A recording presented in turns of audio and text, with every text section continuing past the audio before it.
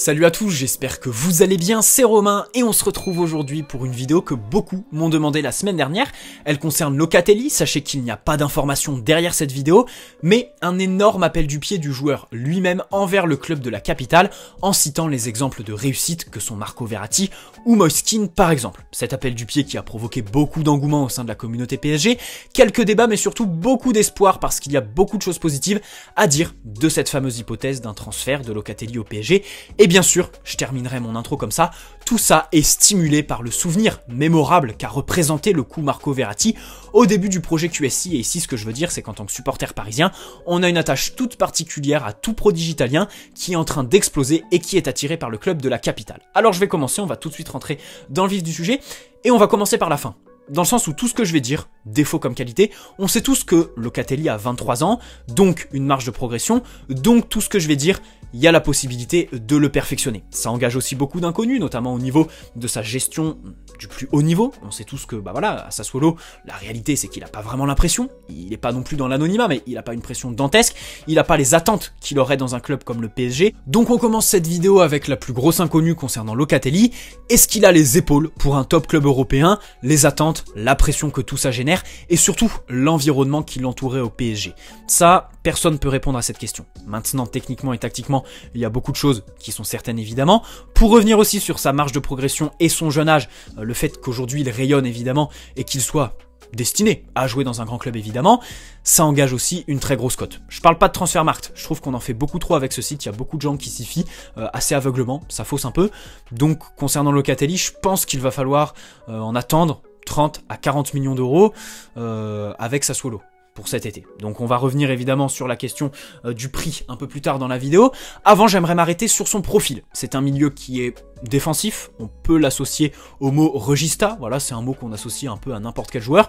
Je pense qu'avec Locatelli, il est associé à juste titre. D'abord parce que c'est quelqu'un qui a la relance et est très créatif, très bon dans la distribution, qui est capable d'aller s'intercaler entre ces deux centraux, qui joue assez reculé sur le terrain. Il n'a pas des statistiques de malade. Dans le dernier tiers, c'est pas le plus décisif. On peut par exemple ici le comparer à Marco Verratti.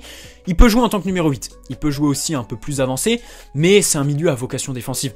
Avant tout, d'abord parce que, voilà, comme je le disais, à la récupération, il est très très bon. Ses qualités à la récupération, et ici on peut faire une comparaison avec Leandro Paredes, qui est actuellement au PSG, parce qu'il se caractérise par son jeu long. Jeu long pour casser les lignes, pour renverser le jeu aussi, hein. Ces transversales sont excellentes, que ce soit de la gauche vers la droite et tout ça, pour aller chercher un ailier, pour aller chercher dans le dos des défenseurs, entre les lignes, pour les briser évidemment, pour briser les premiers rideaux, casser du pressing évidemment. Ça là-dessus, il est très très bon. Il a la qualité technique, il est grand aussi. On sait tous que le PSG recherche un grand milieu. Bon, c'est le cas avec Danilo qui va sûrement signer définitivement au PSG. Il y avait une clause qui disait comme quoi, si le PSG était sur le podium, je crois, de la Ligue 1, Danilo signait définitivement, donc ça va être le cas. Mais Locatelli, voilà, du haut de ses 23 ans et de son 1m86, va combler un déficit de taille au milieu. Il pourrait être évidemment complémentaire à Marco Verratti là-dessus. Et il y a un paradoxe. Il y a un paradoxe avec Locatelli, c'est qu'il fait 1m86, mais défensivement, déjà il récupère beaucoup de ballons, déjà il est très actif. On peut penser qu'un joueur grand a pas forcément un énorme volume de jeu. Lui, je vais vous mettre sa hitmap, je vais aussi mettre celle de Paredes pour vous comparer parce que c'est énorme. C'est flagrant, c'est un truc de ouf, son activité sur le terrain, il est absolument incroyable, il est partout, il bouge beaucoup, il court énormément, il caractérise son activité défensive par les tacles. Alors ça, comme je le disais, c'est un paradoxe parce qu'il est grand, on sait tous que le tacle, c'est un peu un art que les petits maîtrisent, sans faire de distinction, on peut penser évidemment à Marco Verratti, et voilà, lui qui fait même pas 1m70, donc Locatelli qui est très très bon pour récupérer les ballons, pour distribuer, casser les lignes évidemment, orienter, donner le tempo du rythme des circuits de balle, évidemment, de son équipe et tout ça. Techniquement, c'est un crack absolu, que ce soit en termes de conservation, face à des pressings qui sont bien huilés et très intenses, il arrive à conserver le ballon, à rester avec du sang-froid évidemment au niveau de sa tête, parce que beaucoup d'élégance et beaucoup d'aisance dans ses pieds. Ses qualités de distribution qui se caractérisent par sa précision dans ses passes, dans son jeu long aussi, comparaison avec Paredes aussi parce qu'il est beaucoup plus actif que Paredes. En fait, j'ai l'impression, pour faire gros, pour faire très très court et vraiment pour caricaturer, c'est vraiment une caricature ce que je veux dire, c'est un Paredes mais avec du volume de jeu. C'est un Paredes qui court. Et c'est pour ça qu'en fait la nuance technique et tactique que je poserai sur Locatelli, c'est la présence de Paredes dans l'effectif du PSG. Locatelli, c'est un joueur qui connaît le double pivot parce qu'il joue justement dans ce type de système, il joue dans un 4-2-3-1 à Sassuolo, donc on peut l'imaginer dans le 4-2-3-1 du PSG. Franchement, aux côtés de Marco Verratti, je pense que ça peut être énorme. Je pense sincèrement qu'un double pivot, Locatelli, Marco Verratti, avec Marco Verratti un cran plus haut, voilà, derrière Locatelli pour sécuriser les airs, parce qu'il est très très bon au niveau du timing, parce qu'il est grand aussi, parce qu'il sait utiliser le haut de son corps évidemment au duel, parce qu'il sait tacler, récupérer les ballons, occuper l'espace, il est très intéressant et surtout très intelligent dans son placement, dans l'efficacité, bah voilà, des zones qu'il utilise, les zones qu'il occupe aussi, parce que beaucoup de volume de jeu. Je pense que on peut le comparer à Leandro Paredes, qui a été recruté pour 50 millions d'euros, qui est très bon, pas de problème là-dessus, vous connaissez mon avis sur Paredes. La seule nuance que je pose aujourd'hui, c'est que Paredes dans le 4-2-3-1, je vois pas titulaire quoi. Je vois pas titulaire parce que Marco Verratti va falloir qu'il redescende d'un cran, et personnellement, même s'il y a beaucoup plus d'inconnus avec Locatelli qu'avec Paredes, je vous l'accorde, je pense qu'il y a beaucoup plus de complémentarité entre Verratti et Locatelli dans le 4-2-3-1 du PSG qu'entre Verratti et Leandro Paredes. Ce que je veux dire ici, bon, je veux pas entendre un départ de Paredes cet été parce que c'est quasi inenvisageable, c'est quasi impossible. On peut le souhaiter, mais c'est quasi impossible. Je suis peut-être trop dur avec lui, je souhaite pas son départ. Mais ce que je veux dire, c'est que Locatelli, on va pas recruter pour recruter. Vous voyez ce que je veux dire? On a Danilo qui va arriver, qu'on le veuille ou non, hein, qui va arriver, qui est un joueur pour la rotation, qui n'est pas un joueur d'avenir comme est Locatelli, mais la réalité, bah, c'est qu'il prend une place en plus. Voilà. Il y a un enjeu pour le PSG aujourd'hui. Il y a un enjeu au milieu de terrain. D'abord, il y a des besoins. Il y a des besoins et un enjeu. Les besoins, c'est, je pense qu'il y a deux besoins. Il faut recruter deux milieux au PSG.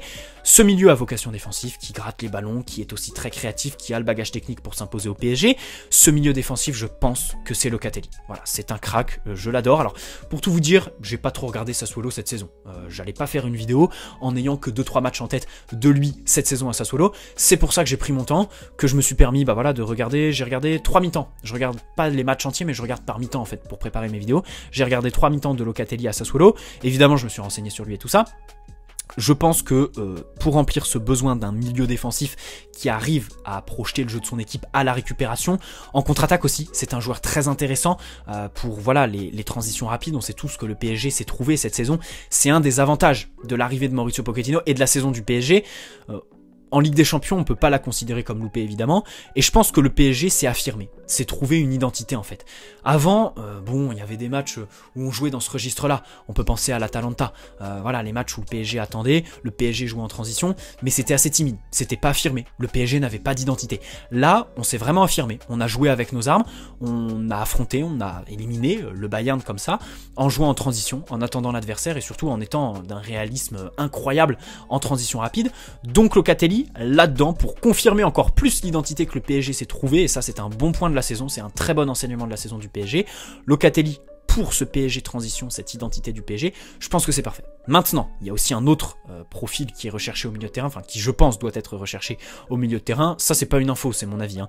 Donc ce milieu à vocation défensive, qu'est Locatelli, et surtout un milieu qui se projette. Et là j'entends un numéro 8, voire un numéro 10. Camavinga par exemple, et évidemment pas de spoil, mais je vais faire une vidéo sur ce crack aussi, voilà, crack français, d'autant plus en plus.